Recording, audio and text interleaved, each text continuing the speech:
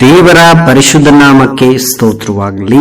ಈ ದಿನದ ದೇವರ ವಾಕ್ಯ 1ನೇ ಕೊರಿಂಥಿಯದವರಿಗೆ ಬರೆದ ಪತ್ರಿಕೆ 12ನೇ ಅಧ್ಯಾಯ 7ನೇ ವಾಕ್ಯ. ಆದರೆ ಪ್ರತಿಯೊಬ್ಬನಲ್ಲಿ ತೋರಿ ಬರುವ ದೇವರಾತ್ಮನ ವರಗಳು ಸರ್ವ ಪ್ರಯೋಜನಾತ್ಮಕವಾಗಿ ಕೊಡಲ್ಪಟ್ಟಿದೆ. ಹೌದು ಪ್ರಿಯ ದೇವರ ಮಕ್ಕಳೇ, ಇವತ್ತಿನ ದೇವರ ವಾಕ್ಯದಲ್ಲಿ ನಾವು ಸ್ಪಷ್ಟವಾಗಿ ನೋಡ್ತಾ ಇದ್ದೇವೆ. ದೇವರಾತ್ಮನು ಪ್ರತಿಯೊಬ್ಬರಿಗೂ ಒಂದೊಂದು ವರಗಳನ್ನು ಕೊಟ್ಟಿದ್ದಾನೆ. ಅದನ್ನ ಸರ್ವಜನರ ಪ್ರಯೋಜನಕ್ಕಾಗಿ ಕೊಡಲ್ಪಟ್ಟಿದೆ ಎಂಬುದಾಗಿ ಇಲ್ಲಿ ದೇವರಾತ್ಮನು ಮಾತಾಡ್ತಿದ್ದಾನೆ. ಒಬ್ಬನಿಗೆ ಪ್ರವಾದನೆ ವರ, ಇನ್ನೊಬ್ಬನಿಗೆ ಭಾಷಾಂತರ ಮಾಡುವ ವರ, ಇನ್ನೊಬ್ಬರಿಗೆ ಅನೇಕ ರೀತಿಯ ವರಗಳಿದೆ.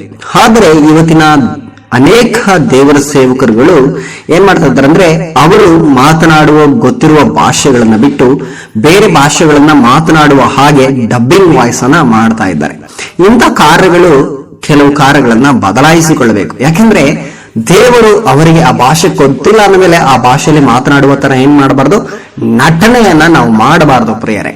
ಅನೇಕ ದೇವರ ಸೇವಕರು, ತುಂಬಾ ದೊಡ್ಡ ದೊಡ್ಡ ದೇವರ ಸೇವಕರುಗಳು ಮಾಡುವಂತ ಒಂದು ಚಿಕ್ಕದಾದಂತ ಒಂದು ಕಾರ್ಯ ನೋಡ್ರಿ, ಅವರಿಗೆ ಭಾಷೆಗಳು ಒಂದು ಭಾಷೆ ಗೊತ್ತಿರುತ್ತೆ. ಒಂದು ಉದಾಹರಣೆ ಹೇಳ್ತೇನೆ, ಕನ್ನಡ ಭಾಷೆ ಗೊತ್ತಿರುತ್ತೆ, ಕನ್ನಡವನ್ನ ಬಿಟ್ಟು ತಮಿಳ್ ಗೊತ್ತಿರೋದಿಲ್ಲ, ಇಂಗ್ಲಿಷ್ ಗೊತ್ತಿರೋದಿಲ್ಲ ಅಂದಾಗ ಕನ್ನಡದಲ್ಲಿ ಮಾತನಾಡುವವರು ನಾನಾಗಿದ್ರು ಕೂಡ, ಆದ್ರೆ ಮಾತನಾಡುವ ಮುಖ ಮಾತ್ರ ನನ್ನದು ಕಾಣಿಸ್ತಾ ಇರುತ್ತೆ, ಆಕ್ಷನ್ ಮಾತ್ರ ನನ್ನದು ಕಾಣಿಸ್ತಾ ಇರುತ್ತೆ, ಆದ್ರೆ ಮಾತನಾಡುವ ವಾಯ್ಸ್ ಮಾತ್ರ ಬೇರೆಯವ್ರದ್ದಿರುತ್ತೆ. ಅದರ ಬದಲಾಗಿ ಇನ್ನೊಬ್ಬರನ್ನ ತೆಗೆದುಕೊಂಡು ಬಂದು ಆ ಜಾಗದಲ್ಲಿ ನಿಲ್ಲಿಸ್ಕೊಂಡು ಅವ್ರನ್ನ ಮಾತನಾಡೋದಾದ್ರೆ ಅವರ ಮುಖ ಪರಿಚಯ ಏನು ಅನೇಕರಿಗೆ ಆಗುತ್ತದೆ. ಅನೇಕರು ಅವರನ್ನು ಕೂಡ ನೋಡ್ತಾರೆ, ಅವರು ಒಂದು ಉನ್ನತ ಸ್ಥಾನಕ್ಕೆ ಬರ್ತಾರೆ. ಅಂದ್ರೆ ಇದರ ಅರ್ಥ ಏನಪ್ಪಾ ಅಂದ್ರೆ, ಅನೇಕ ದೇವರ ಸೇವಕರಿಗೆ ಇನ್ನೊಬ್ಬರು ಬೆಳೆಯುವುದು ಇಷ್ಟವಿಲ್ಲ, ಇನ್ನೊಬ್ಬರು ಬೆಳೆದು ನಿಂತುಕೊಳ್ಳುವುದು ಇಷ್ಟವಿಲ್ಲ. ಇಂಥ ಕಾರ್ಯಗಳು ದೇವರು ಮಾರ್ಪಡಿಸಬೇಕು ಪ್ರಿಯರೇ. ಈ ಒಂದು ವಾಕ್ಯವನ್ನ ಪ್ರಿಯ ದೇವರ ಮಕ್ಕಳು ಯಾರೆಲ್ಲ ಇವತ್ತು ಕೇಳುತ್ತೀರೋ, ನಿಮಗೆ ಸಾಧ್ಯವಾದಷ್ಟು ಎಲ್ಲರಿಗೂ ಶೇರ್ ಮಾಡ್ರಿ. ಯಾಕಂದ್ರೆ ಈ ಒಂದು ಕಾರ್ಯಗಳು ಬದಲಾವಣೆ ಆದಾಗ ಅನೇಕ ದೇವ ಸೇವಕರು ಬದಲಾವಣೆ ಆಗ್ತಾರೆ. ನಿಜವಾಗ್ಲೂ ಹೇಳ್ತಾ ಇದ್ದೇನೆ, ನಮಗೆ ಗೊತ್ತಿರುವಂತ ಒಂದು ಲ್ಯಾಂಗ್ವೇಜ್ ಅನ್ನು ಬಿಟ್ಟು ಬೇರೆ ಲ್ಯಾಂಗ್ವೇಜ್ ಅಲ್ಲಿ ಡಬ್ಬಿಂಗ್ ವಾಯ್ಸ್ ತರ ಮಾತನಾಡುವುದು ಅಷ್ಟೊಂದು ಒಳ್ಳೇದಲ್ಲ, ಅದು ಸರಿಯಾದದಲ್ಲ. ಅದಕ್ಕೆ ನೀವು ಲೆಕ್ಕನ ಕೊಡಬೇಕು ದೇವರ ಮುಂದುಗಡೆ. ಅದು ನಿಮಗೆ ಗೊತ್ತಿದೆಯಾ? ಅದು ನಿಮಗೆ ತಿಳಿದಿದೆಯಾ? ದೇವರು ಕೊಟ್ಟಿರುವ ವರ ಸರ್ವ ಜನರ ಪ್ರಯೋಜನಕ್ಕಾಗಿ ಕೊಡಲ್ಪಟ್ಟಿದೆ. ಅದು ಸ್ವಸ್ಥತೆ ಮಾಡುವವರಾಗಿರ್ಬೋದು, ಮಾತನಾಡುವ ವರ ಆಗಿರ್ಬೋದು, ಅಥವಾ ಪ್ರಾರ್ಥನೆಯ ವರ ಆಗಿರ್ಬೋದು, ಪ್ರವಾದನೆಯ ವರ ಆಗಿರ್ಬೋದು, ಎಂಥದೇ ವರ ಆಗಿರ್ಲಿ ಪ್ರಿಯ ದೇವರ ಮಕ್ಕಳೇ, ಅದು ಸರ್ವ ಜನರ, ಬೇರೆ ಜನರಿಗೆ ಉಪಯೋಗವಾಗುವ ದೇವರು ನಮಗೆ ವರಗಳನ್ನ ಕೊಟ್ಟಿದ್ದಾನೆ.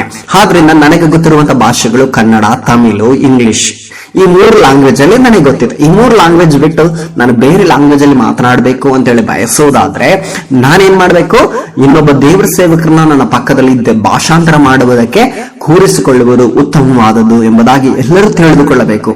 ಈ ವಾಕ್ಯದೊಟ್ಟಿಗೆ ದೇವರು ನಿಮ್ಮನ್ನ ಆಶೀರ್ವಾದ ಮಾಡಲಿ. ಯೇಸು ಕ್ರಿಸ್ತನ ಅಧಿಕಾರವುಳ್ಳ ನಾಮದಲ್ಲಿ ಪ್ರಾರ್ಥಿಸೋಣ. ಸರ್ವಶಕ್ತನಾದ ದೇವರೇ, ಈ ಒಂದು ದಿನಕ್ಕಾಗಿ ಸ್ತೋತ್ರಪ್ಪ.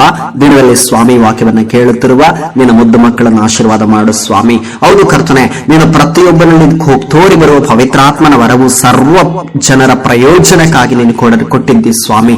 ಅದನ್ನ ಸರ್ವಜನರ ಪ್ರಯೋಜನಕ್ಕಾಗಿ ಬಳಸಲು ಕರ್ತನೆ, ಅದನ್ನ ಸರಿಯಾಗಿ ಉಪಯೋಗಿಸುವ ಕೃಪೆಯನ್ನ ಸ್ವಾಮಿ ದೇವರಾತ್ಮನೆ, ಅದನ್ನ ಸರಿಯಾದ ರೀತಿಯಲ್ಲಿ ಉಪಯೋಗಿಸುವಂತೆ ದೇವರೇ ನಮಗೆ ಕೃಪೆಯನ್ನು ಅನುಗ್ರಹಿಸಬೇಕಾಗಿ ನಿಮ್ಮಲ್ಲಿ ಪ್ರಾರ್ಥಿಸ್ತಾ ಯೇಸು ಕ್ರಿಸ್ತನ ಅಧಿಕಾರಗಳ ನಾಮದಲ್ಲಿ ಪ್ರಾರ್ಥಿಸುವ ತಂದೆಯಾದ ದೇವರೇ, ಆಮೇನ್, ಆಮೇನ್, ಆಮೇನ್.